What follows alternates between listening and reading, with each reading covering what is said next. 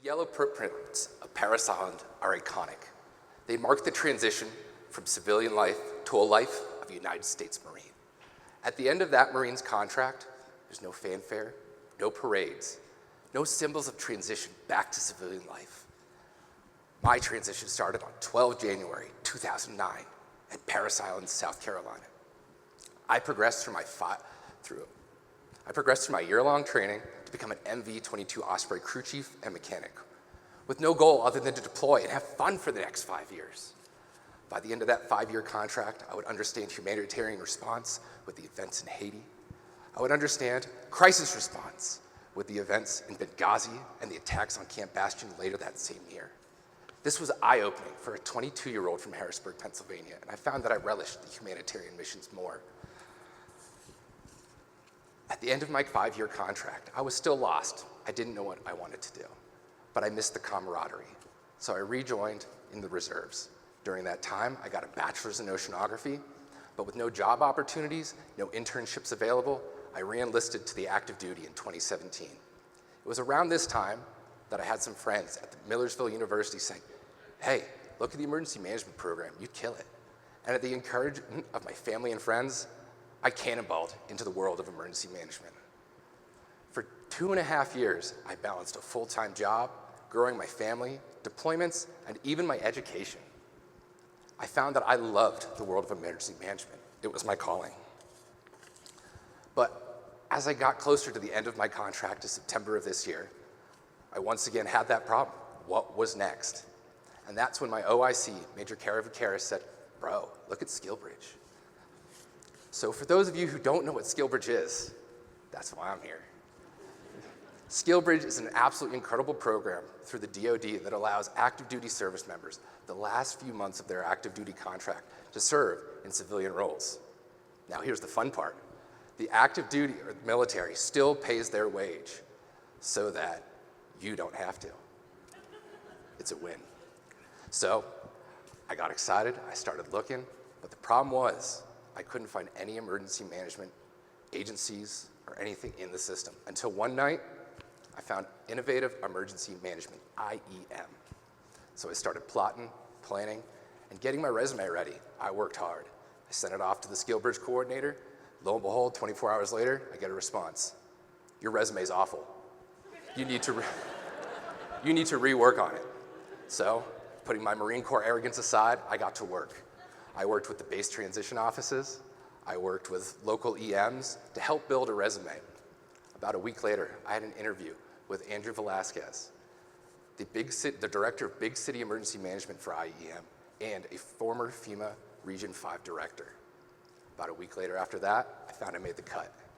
I had earned the opportunity to work for IEM and Andrew. So, at IEM, I was surrounded by some of the brightest minds in emergency management. I had the ability to chat, learn, and understand big city emergency management, supply chain resilience, grant management, disaster recovery, and the list goes on. IEM uses a 60-40 method. 60% of our week, we were working on projects with our directors, working with other interns, and whatever assigned tasking that IEM had for us. The other 40% we used for VA healthcare, which you know takes a long time these days. And then on top of that, we were getting ready to join the civilian workforce. So at this time, I want to thank Andrew, Brandy, John, Bill, and Ted for the most excellent internship. It was due to their guidance I expanded my understanding of emergency management principles, which prepared me for my first post-Marine Corps job with the Virginia Department of Emergency Management. The United States has some of the most diverse and skilled militaries in the world. They serve in a vast array of roles, from combat operations like infantry, to logistics, to specialized fields like HVAC and water purification specialists, or my personal favorite, aircraft mechanics. They signed up to make a positive impact on the world, to serve their country, and to learn some skills along the way. Similarly, I'm sure many of you out there in the emergency management community did the exact same thing. We as a community must be actively leveraging this incredible program, which assists transitioning service members and communities at large. We have an opportunity to tap into diverse skill sets of our veterans, all while helping community resilience and preparedness. Imagine having a team of former logistics specialists, engineers, and communications experts working alongside you in an EOC. This experience and expertise could be groundbreaking in a large-scale emergency. Moreover, the discipline and the teamwork, leadership qualities that are instilled in these transitioning military personnel can benefit our emergency management organizations. These members make critical decisions and remain calm under pressure. By embracing SkillBridge, we not only tap into a pool of highly skilled individuals, but we provide the service members with meaningful transitions to civilian life, all while giving back to those who have served. As EMs, we have a great opportunity to assist our transitioning veterans into positions where they can still make an impact for good. I challenge everyone here today to work with our base transition offices, mentor our military personnel.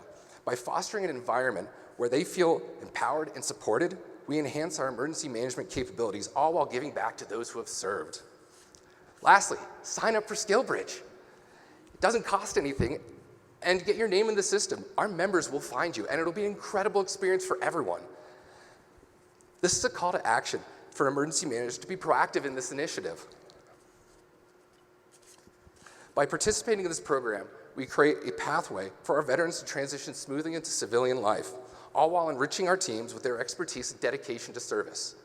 This collaboration will undoubtedly lead to a stronger, more resilient communities and be prepared to face any problem in the future. Semper Fi and thank you.